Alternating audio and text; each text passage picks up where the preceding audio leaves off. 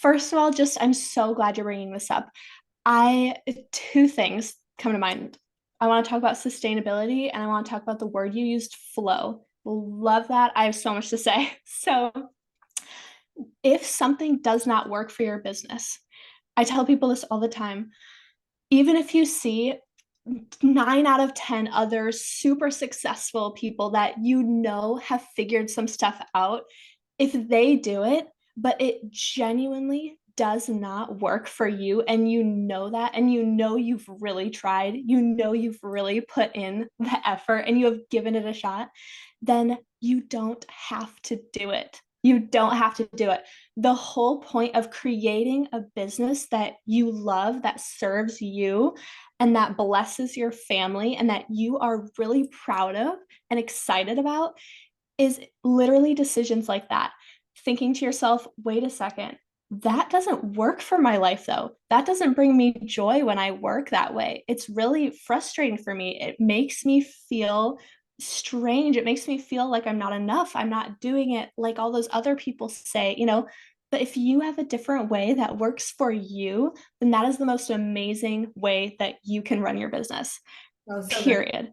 So good. Period. And I And do think so, yeah, go ahead. we have permission. Like we have permission Yes. uniquely and different.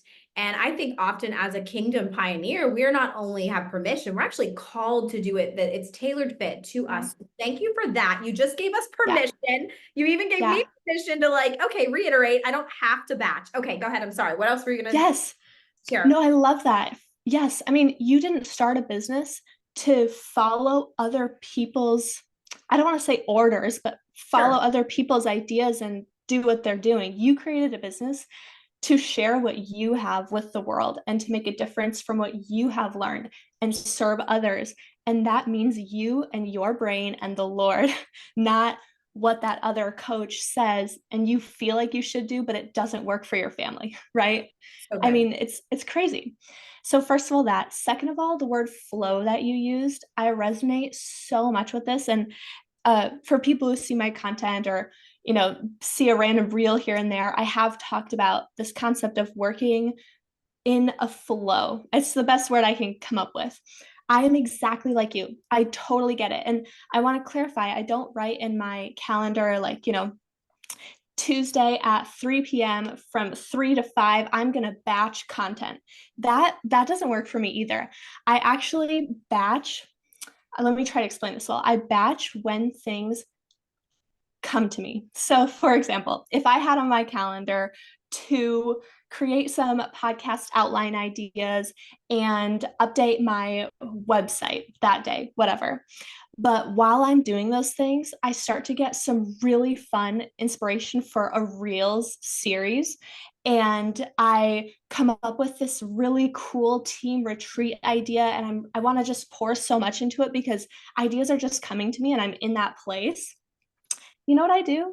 I stop updating my website and I sit down and I spend an hour, hour and a half just writing out those ideas and creating a Google Doc of my brain on paper so I don't forget things. And I just pour it all out. And then I have that foundation to work with later. So it's not that you squash creative ideas when they come to you. It's that you allow yourself to switch up your plans. And maybe you had on your calendar to update your website and whatever that day. But if that means it happens during a time when really cool content ideas come to you, just take a deep breath, stop updating your website, and write down all those amazing ideas. And you still get so much done that day. In fact, you get more done because you were in that creative place. We all know what it's like to be forcing something versus it's just really working and you're going with it and things are coming to you and it's awesome.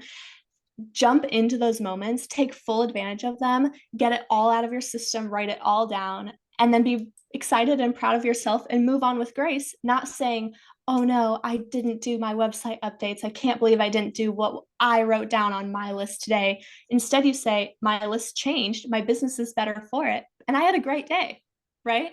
So So, good. Yes. yeah, batching doesn't have to be this strict hour by hour thing. That's not how I work. I literally could not work that way with two babies under 2 years old.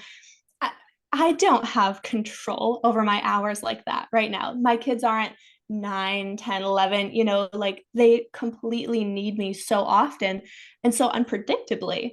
And so the batching is more so when you're in a headspace, use all of it and get it all done. And then there are certain things that are like more strategic batching, like podcast episodes. I can't record podcasts with my two little ones. It's not going to work. So podcast recording, silence in the background, those types of things, those are strategically batched for me because of that. But basically, honestly, most other things are batched when it comes to me.